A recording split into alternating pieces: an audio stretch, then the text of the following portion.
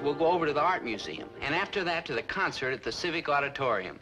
Boy, what an evening we'll have, huh? We better have. I'm blowing my whole month's allowance to pay for it. Ah, you're a real human being, Zelda. But why are you doing all this? I mean, I know I'm charming and debonair and witty, but aren't you overdoing things a little? Correction. You are not charming, debonair, and witty. You are callow, rough-hewn, and uncultured. But I love you, and I'm stuck with you. Zelda, no offense, but it's been a long time since I've seen your picture in anybody's locker. True.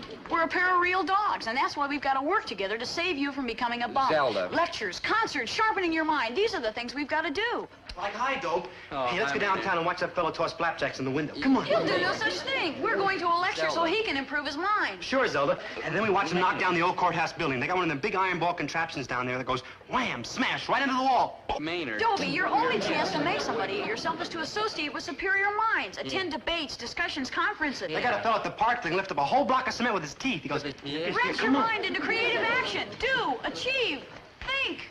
Dobie, ba-ba-da-ba-ba-da-ba. Dobie, ba-ba-da-ba-ba-da-ba. Dobie,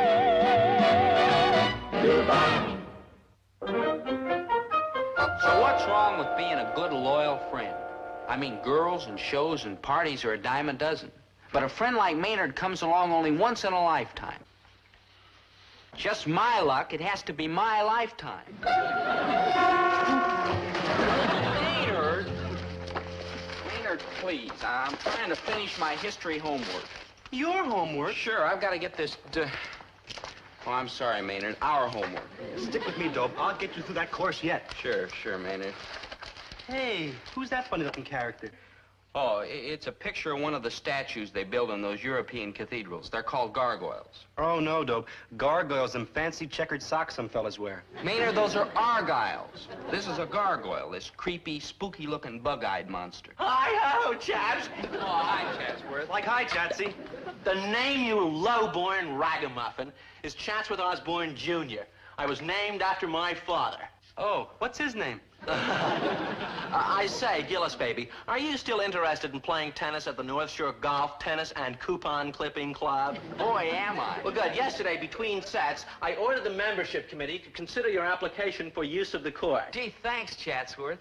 Do you really think they'll take me in? Of course. I told them that although you spring from peasant stock, it is sturdy, honest peasant stock. So naturally, on my say-so, you will be accepted forthwith. Chatsworth, you're a truly great American. Yes, I am, rather. You're 100% Chatsy. We're gonna get a kick out of playing over there. Mm-hmm. We? Yeah, they threw me off them public courts. Something about my clothes.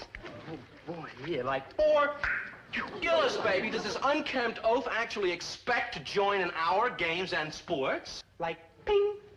Well, you see, Maynard kind of goes where I go. Yeah, I stick to him like glue. He's not much trouble, honest. Like, smash. Gillis, baby, I must add that the membership committee hasn't quite made up its mind yet. And it may never. Like, slam. Chatsworth? Like, Chatsworth? slam. Ooh, like, well played, old niblick. Hey, what happened? Where's our good buddy Chatsy? Oh, Oh, never mind, Maynard. We don't need him. Right, good buddy. We don't need anybody. It's you and me, Dope. Just you and me forever. I'm afraid so, Maynard. Good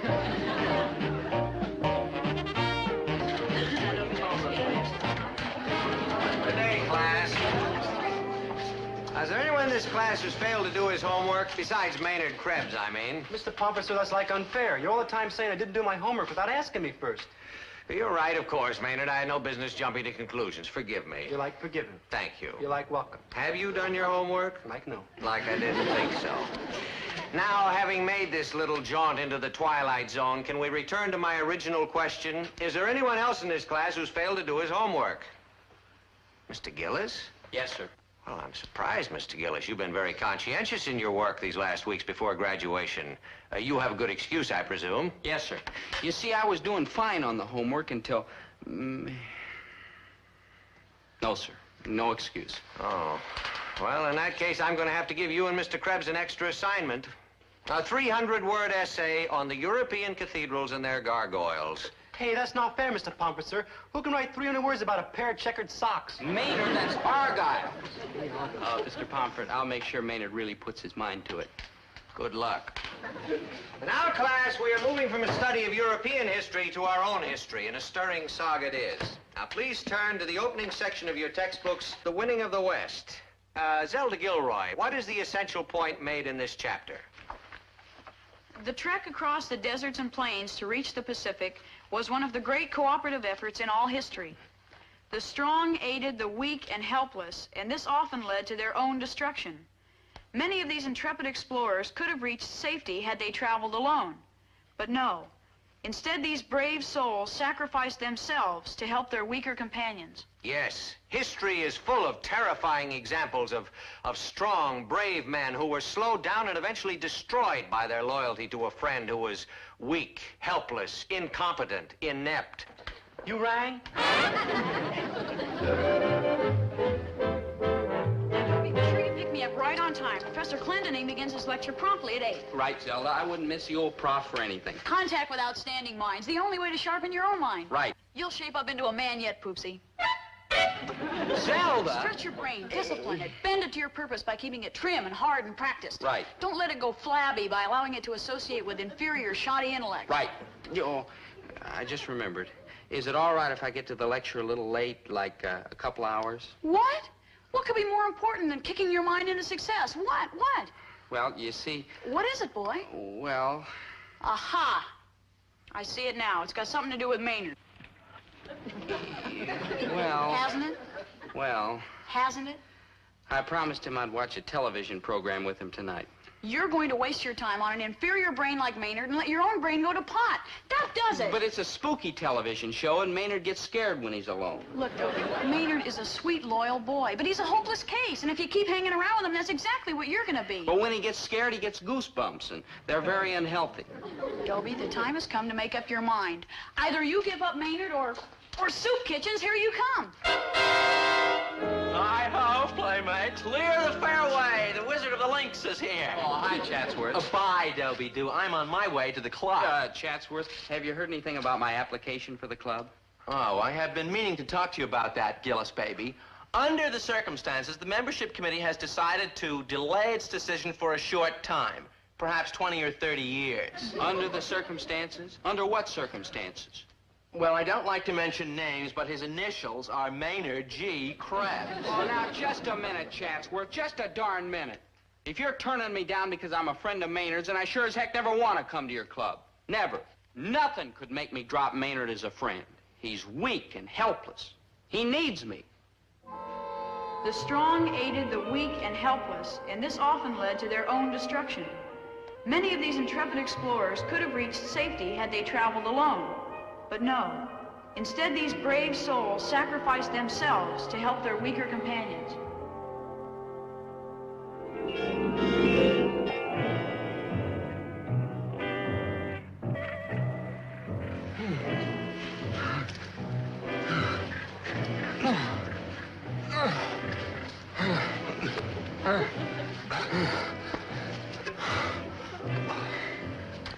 Mush on, good buddy.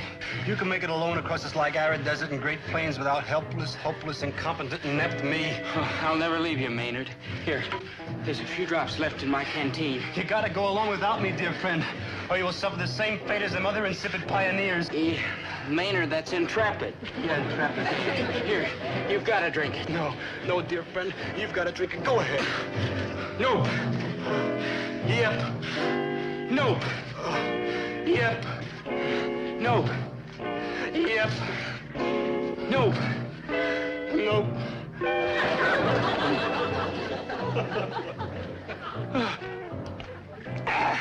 Water.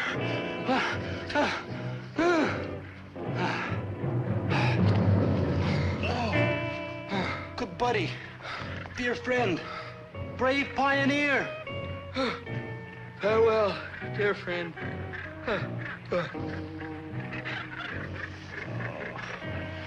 You would have made it without me. Oh, what a no-good brat am I. What a no-good rat am I. Oh, what a no-good rat am I.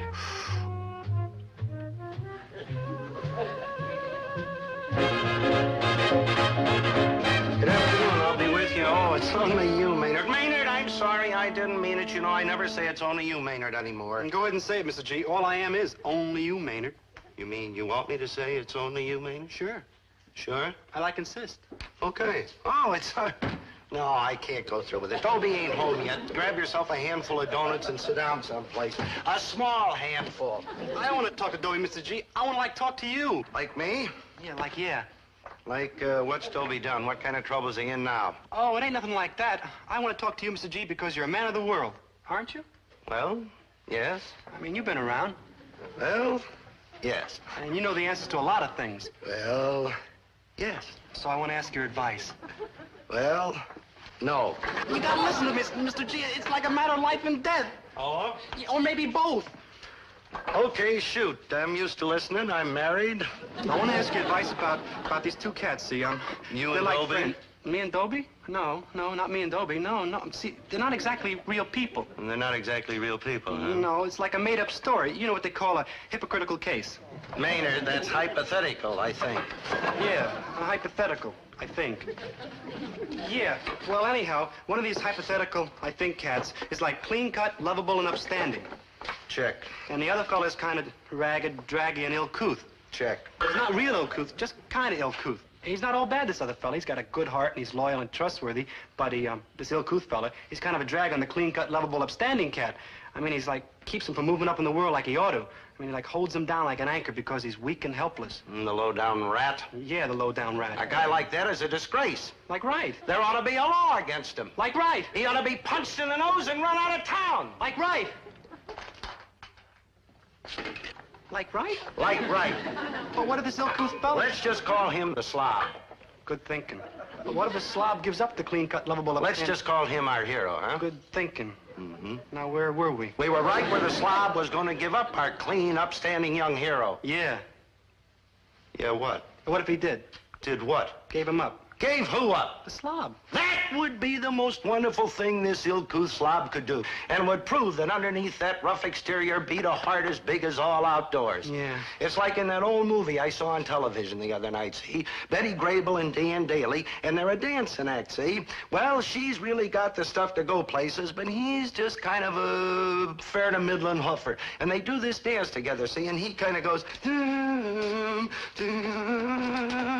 But when she does it, oh, man, she really puts it out there for him. She goes like this, see? Oh, and he knows that she's head and shoulders over him, see? So he wants her to leave him so that she can become a big star with her name up in lights on Broadway. You're right, Mr. G. Always willing to lend a helping hand. Now I know what to tell my hypothetical, I think, cat. Mm-hmm. There's just one road to take. Just one. Maynard, take that road over there. That road leads to the trash cans in the alley. You're all heart, Mr. G. Oh, if I'd only known what peculiar things were going on behind my back. Boy, I mean, Maynard was cooking up a scheme. And when Maynard starts to cook, everybody winds up in the soup. Dobe, if you don't leave me behind and, like, zoom onwards and upwards in this world, I'm gonna hold my breath. Maynard, what's the matter with you? And when I hold my breath, I turn purple. Maynard. I don't mean just red. Anybody can turn red. I turn purple. Maynard, cut that out. I'm not going to give you up under any circumstances. You're my friend, and I'm stuck with you. Gonna stick with you. Oh, Dobe, you're always doing things for me. And I never do nothing for you. That isn't true. You do plenty of things for me. Name one. One, I'll name a bunch. You tell me when my shoelaces are untied. You come over and wake me up at 6 o'clock every Saturday and Sunday morning just to remind me there's no school. Did I mention the shoelaces? Yeah, Dobe. All right, so you don't do too much for him. A man doesn't pick his friends because they do things for him. I do things for you if you ask me, Dobe. Honest, I would. Sure you would, Maynard. I swim across the Algonquin River for you. Sure, Maynard. I swim across Milford Lake for you. I know. I swim across the English Channel for you. Maynard. I swim across the Atlantic Ocean. I swim across please. the Pacific Ocean. Maynard. I swim across the North Pole, and that ain't easy Please. because it's all ice and ain't even water. Maynard, enough. We don't have to do things for each other. We're friends, and that's all there is to it. I'm not a friend. I'm an anchor that's like holding your back. No, Maynard. I'm a weight around your neck. Maynard, no. I'm a drag. Maynard, please. Hold on, I got two more words. I'm a roadblock, I'm an obstacle. Maynard, stop that. We're friends, and we're gonna stay friends. Dobe, let's hate each other. It's better for you. Maynard, cut that out. You want to prove you're really a friend? Of course. Then hate me. Oh, Maynard. Please? No, Maynard. Well, I'm like a miserable failure. I can't even, like, talk my best friend into hating me. What do you mean it didn't work? When Herbert T. Gillis gives advice, it don't dare not to work.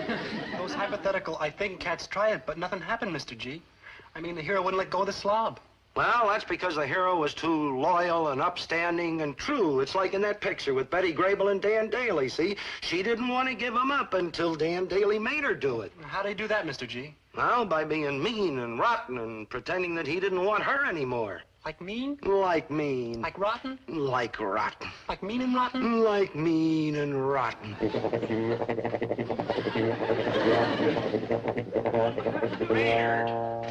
Maynard, you were supposed to meet me before class so we could do your history homework. Like flake off, Square. Now, flake off, Square? You heard me, Cube. You like to oblong from me.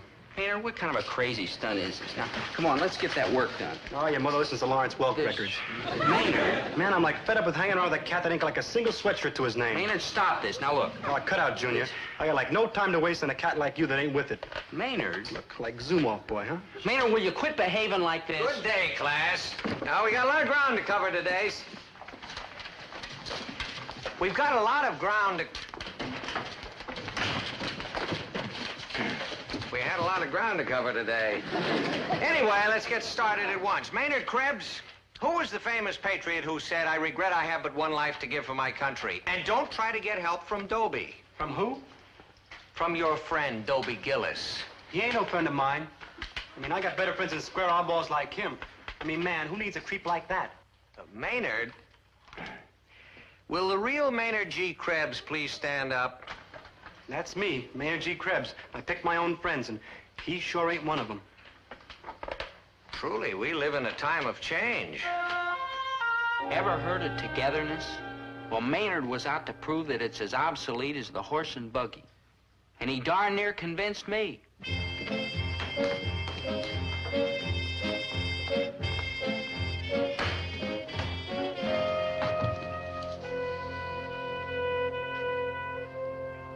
So the gold rush of 1849 can therefore be considered the beginning of the opening of the West. You see, Oh, hi, Maynard. Zelda's working with me on my history homework. Here, sit down. We could both use help. No, get lost. I got no time for books and studies and all that. Maynard? Maynard. I'm a protest cat, and it's cats like you I'm protesting against. Yeesh, what a rectangle. Well, I tried. Nobody can point a finger at me and say I didn't try. But Maynard made it perfectly clear. He just didn't want to be friends anymore. Naturally, I felt miserable about it. And everybody else felt terrible, too. You're through with Maynard? Oh, that's the best thing that could have ever happened to you, boy. Attaboy, Pussy, you're a cinch to be a smashing success. Good news, Gillis, baby. The membership committee has reconsidered, and you're now one of us. Mr. Gillis, your work has shown a remarkable improvement, as though something had been added or, taken away. Yep, all the togetherness was gone. Dobie Gillis and Maynard G. Krebs had come to the parting of the ways. I didn't like it, but I had to accept it. I forced myself to accept it. So I said to him, why not? Hi-ho, kitty. Oh, hi, Chancellor. Announcement. Mumsy has invited you all to Osborne Manor for a barbecue lunch. Oh, hamburgers? How gauche. Barbecued caviar, of course. Cook will touch nothing else. File in. Watch your feet getting into the bag. I wish somebody had dressed for the occasion. Look at you. Come on. All safe. Drive back, I say.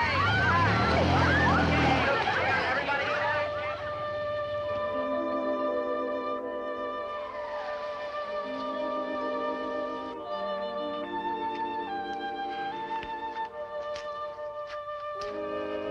Hey, that's where Dobie sits. Yeah. Man, I wish he was here now. Because I'd say... Like, hi, good buddy. Oh, me? Oh, I've been great. Just great. Oh, who am I kidding? I've been miserable without you, Dobe. I got nobody to talk to and nobody to listen to me and nobody to hack around with. And without you, I'm a poor, miserable, good-for-nothing nobody. Why'd you have to do it, Dobe? I mean, sure, I know you have to, like, move onwards and upwards, and I'll probably, like, move downwards and outwards. But you shouldn't have listened to me. You should have known I'd be a miserable nothing without you. Running around all alone like a poor, lonely wafer? Yeah, wafer. I mean, it just don't seem fair for a fellow to suffer like I've been suffering since we ain't been friends no more. Gee, Dobie, why'd you have to do it?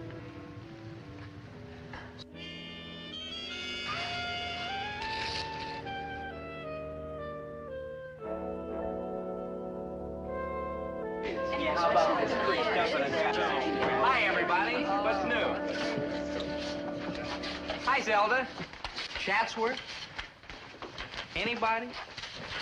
Oh, now, just a minute. Just a darn minute. What's going on here? Why won't anybody talk to me? I saw a poor, lonely, unhappy Maynard in the park. He's suffering terribly. Yes, if you must know, Gillis, there is such a thing as fair play. He's forgotten what it means. You're a brute. You're a cad. You're a peasant. What is this? What are you all talking about? In all these years, I thought you were so sweet and kind and gentle, but you dump a friend like Maynard just so you can get ahead in the world. Dump him? Right this minute, he's crying his eyes out because you won't have anything to do with him. You brute. Cad. You peasant. But you all told me I was better off without him. How could anybody be better off by dumping such a faithful friend? Besides, I never thought you'd go through with it. There are some things one just doesn't do, you brute. You cad. You peasant. Cad. Yeah. Brute? Cad? Peasant? Lovable me? I don't know what to say. Good day, class. Today we're going to... It's you, Mr. Gillis, huh? Huh? Well, I know I'm just a mere teacher, and it's probably none of my business. But, Mr. Gillis, I'm shocked. What? Though I realize that in a dog-eat-dog society, it's important to get ahead. But over the broken bodies of our friends... Mr. Pomfret. Of course, I should probably keep my nose out of it. But Maynard Krebs, despite appearances to the contrary, is still a human being. Now, just a minute. A vulnerable human being. But... Oh, for shame, Mr. Gillis, for shame. What's happened to the old values? Does friendship no longer count for anything? That does it. Mr. Gillis, where are you going? To prove I'm not a brute and a cad. Or a peasant. Sure, I'll miss you, Dobo, buddy, but I'll get along somehow. I mean, it's like better this way. You move like on and up, and I'll move like down and out. Maynard, I'm not going anywhere without you. You got it. I'm like a stumbling block, an anchor, a weight around your neck. Maynard. It's no use arguing. Dope? Like flake off square. Maynard, I know what you've been trying to do. Yeah, I got no time for oblongs. Get lost. Maynard, for you, I'd swim across the Algonquin River. Beat it. For you, I'd swim across Milford Lake. Back off. I'd swim across the English Channel. Get lost. You would? I'd swim across the Atlantic Ocean. Yeah? The Pacific Ocean. Yeah? The North Pole. Ice or no ice. Dope, you do all those things for me? I sure would, Maynard. Like, wow! Like, wow!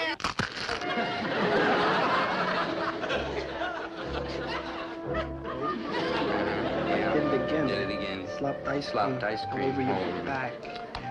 Oh, who cares, Maynard? There's lots of shirts, but there's only one Maynard G. Krebs. Like true. Yeah, and a good feather. Yeah.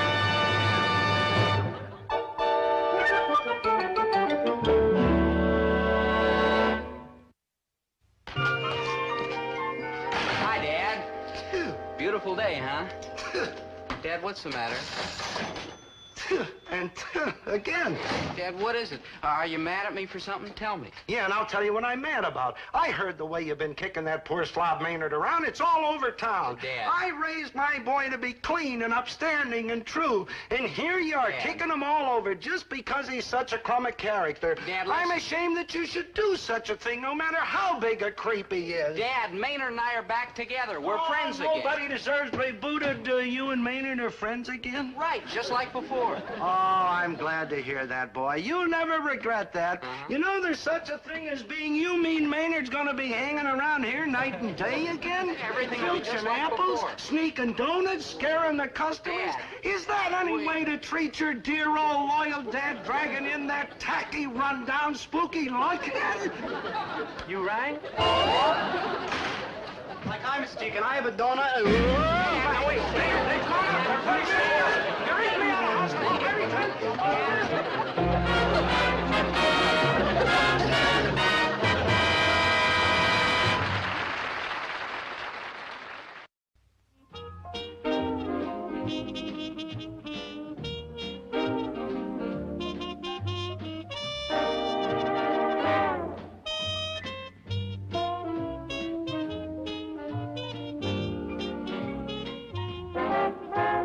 Dobie, once a gal was dreamy. Dobie. Dobie. Wants a gal who's creamy, Dobie. Wants a gal to call his own. Is she blonde? Is she tall? Is she dark? Is she small? Is she any kind of dream on at all?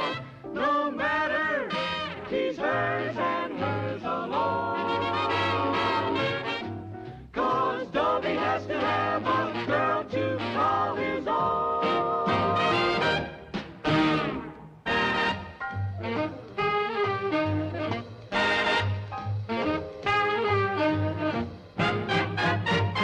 Dobie!